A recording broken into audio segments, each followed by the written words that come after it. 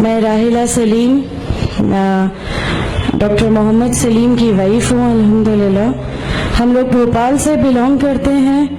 میرے ہسبینڈ نے پہلے اسلام قبول کیا, ایک جین فیملی سے بلانگ کرتے ہیں. میں اگروال فیملی سے تھی. میرا پرانا نام مانسی اگروال تھا, اور میرے ہسبینڈ نے جب اسلام قبول کیا تو میرے لیے میری لائف کا بہت ایک شاکنگ انسیڈنٹ تھا.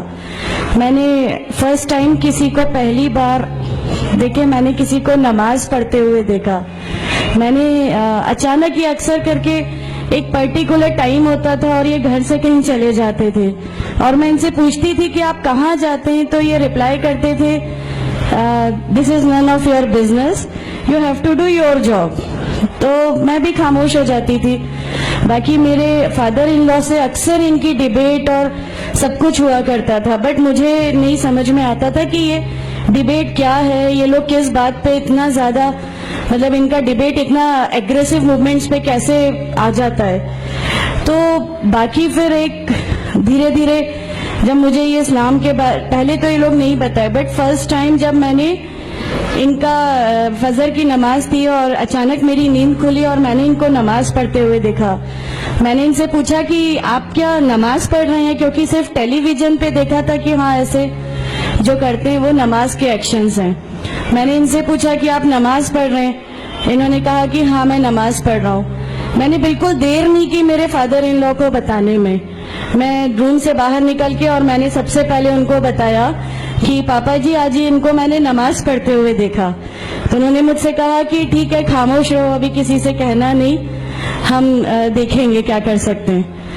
اب وہ جو میری لائف کا مومنٹ تھا, وہاں سے میرے کو ایسا لگا کہ یہ کیا ہوا, مطلب یہ کیا کر رہے ہیں, ایسا کیوں کر رہے ہیں, یہ کہیں یہ کسی ایسے ویکتی سے تو نہیں مل گئے جو ان کو ٹیررزم کی طرف لے جا رہا ہے, اور یہ ایسی چیزوں میں تو نہیں انوالو ہو جائیں گے. ایک بہت بڑا ڈر جو میرے اندر تھا وہ, اور on that time I was pregnant, تو میرے کو ایک بہت کھلبلی سی لگی رہتی تھی کہ یہ کیا چل رہا ہے, یہ کیا چل رہا ہے. پھر دھیرے دھیرے کر کے جب میں ان کی بکس وغیرہ جو المیرا میں رکھی رہتی تھیں وہ میں پڑھنے لگی اور ڈھونڈنے لگی. یہ چھپا کے رکھا کرتے تھے, اور مجھے جب بھی کوئی بک ملتی تھی تو پھر میں اس کو پڑھنے لگی. تو مجھے اس میں ایسا کچھ لگتا ضرور تھا کہ پتہ نہیں کچھ ہے, کوئی ڈیفرنٹ چیز ہے, کیونکہ میں نے دیکھا کہ ان کے اخلاق, ان کی سب چیزیں بالکل چینج ہو گئی. جو یہ پہلے تھے اس سے یہ بالکل الگ ہو گئے. تو مجھے ایسا پرسنلی لگتا تھا کہ اس پلیٹ فارم نے ان کو ایسا کیا دیا جو میرے ہسبینڈ کو بالکل چینج کر کے رکھ دیا. مطلب الحمدللہ یہ اس سمے کوشش کرتے تھے کہ جو نبی کی سنتیں ہیں, جو ہمارے نبی صلی اللہ علیہ وسلم نے کیا, اپنی وائف کی مدد کرنا, اپنی وائف کے ساتھ کس طرح اس کے حقوق کی ادائیگی کرنا, یہ سب کچھ وہاں الحمدللہ کرنے لگے. اور مجھے جو ان کا یہ ڈراسٹیکل چینج تھا, جو ان کو اس پلیٹ فارم پہ آئے ہوئے 6 months یا 1 year ہوا ہوگا, وہ دیکھ کے میرے لیے ایک بہت بڑا ایک سرپرائز تھا کہ یہ کیا ہوا. پھر اس کے بعد مجھے لگا کہ نہیں, میں بھی اب اس کو جانتی ہوں, میں بھی اب پڑھوں گی. اور پھر میں اپنے فادر ان لا اور ان کی ڈیبیٹ سننے لگی. تو جینزم میں گاڈ کانسیپٹ ہے ہی نہیں. ہر وہ ویکتی جو بہت زیادہ علم حاصل کر لیتا ہے, بہت زیادہ نالج حاصل کر لیتا ہے, تو وہ ایک لمٹ پر آ کر نعوذ باللہ گاڈ کا وہ مقام حاصل کر لیتا ہے, اور لوگ اسی کی پھر پوجا کرنے لگتے ہیں, اسی کی ورشپ کرنے لگتے ہیں. تو میرے دماغ میں اگروال فیملی سے تھی, تو میرے دماغ میں تھا کہ نہیں, ہمارے جو بھگوان ہیں وہ 3-4 ہاتھ والے ہیں, ان کا کیا ایک ہی گاڈ ہے جس کو جا کے آپ کو پوجنا ہے. تو نہیں, میں ان سے تو کچھ نہیں مانگوں گی, 3-4 ہاتھ والے بھگوان ہی ہوتے ہیں, یہ نہیں کچھ وہ ایسا رکھتے. تو وہاں سے ایک تھوڑا سا ڈسٹریکشن میرے کو گاڈ کانسیپٹ کا آیا, اور ایشور ہے جو اس دنیا کو چلا رہا ہے, یہ ہمیشہ میرے ایک ذہن میں رہتا تھا. تو مجھے میرے فادر ان لا کہیں نہ کہیں اس پلیٹ فارم پہ آ کے غلط لگنے لگے کہ نہیں, یہ جو کہہ رہے ہیں وہ صحیح ہے, اور ان کی جو ڈیبیٹ ہے اس کا اینڈ جو ہے وہ یہ صحیح ہے. پھر دھیرے دھیرے کر کے مجھے ان کی چیزوں پہ یقین آنے لگا الحمدللہ.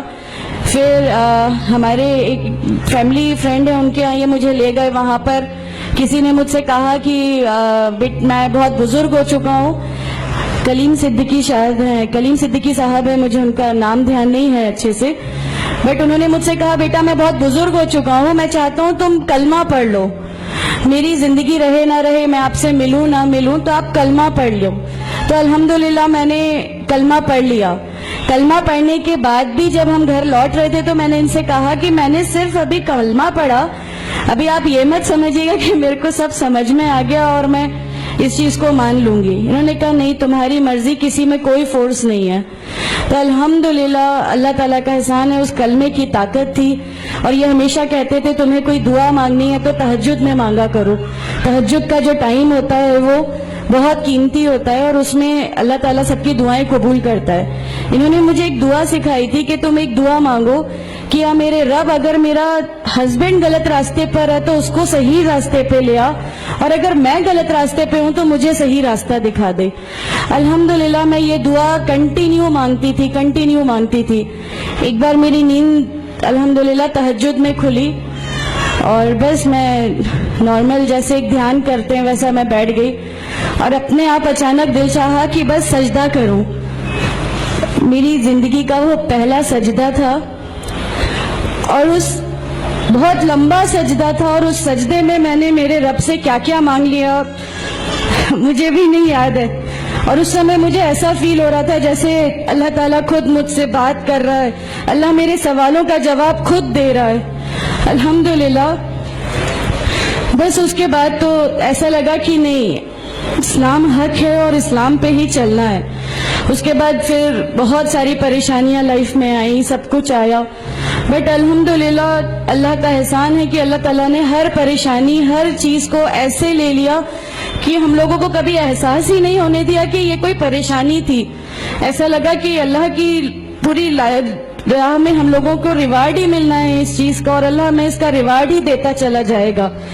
الحمدللہ بس اس سمے سے شروعات ہوئی تھی دین اسلام کی. الحمدللہ آگے چل کے پریشانیاں, تکلیفیں ہر ریورٹ کی زندگی میں آتی ہیں, لیکن میں ہر ریورٹ بہن سے یہ کہنا چاہتی ہوں کہ اللہ کی خاطر آپ لوگ اس دین میں آئے ہیں, کسی اور چیز کے لیے نہیں آئے.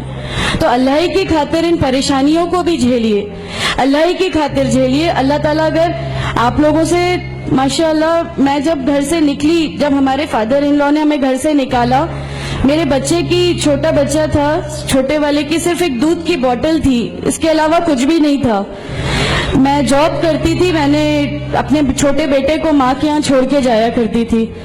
میرے ممی پاپا بہت زیادہ ہم لوگوں سے ڈیٹیچ نہیں ہوئے تھے, ایک محبت تھی ان کو ہم سے, تو اس محبت کے کارن ان لوگوں نے کبھی ہمارا اس لیول تک اپوز نہیں کیا جو ان لاز کی طرف سے آیا. تو جب میں میرے مائکے گئی اور میں نے اپنے بچے کو لیا اور میں نے کہا کہ ماں ہم نے وہ گھر چھوڑ دیا, ہمیں اس گھر سے ان لوگ نکالے, ایسا کر کے